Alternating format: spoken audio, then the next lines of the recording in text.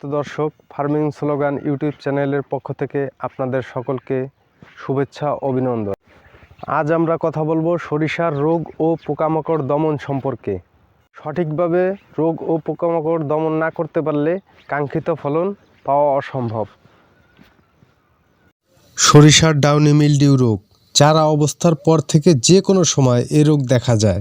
আক্রান্ত পাতার নিচে সাদা পাউডার দেখা যায়। আক্রমণ বেশি হলে পাতা ঝলসে ও কুঁকড়ে যায়। লিডোমিল গোল্ড স্প্রে করে এ রোগ দমন করা সম্ভব।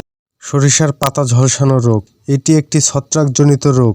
এ রোগ থেকে মুক্তির উপায় হলো রোভরাল 2 গ্রাম প্রতি লিটার পানিতে মিশিয়ে সুন্দর করে গাছ ভিজিয়ে স্প্রে করে এ রোগ দমন করা সম্ভব। ভিডিও ভালো লাগলে অবশ্যই চ্যানেলটি সাবস্ক্রাইব করবেন। সরিষার প্রধান সমস্যা হলো সরিষার জাপ পোকা। এদের দেখতে অধিক ছোট, সবুজ রঙের, নরম দেহ বিশিষ্ট। এরা পাতা, ফুল ও কচি ফলের রস চুষে খায়, যার জন্য ফলন কম হয়ে যায়। এদের আক্রমণ দেখা গেলে ইমিটাপ বা রিপকর্ড এ জাতীয় কীটনাশক স্প্রে করতে হবে।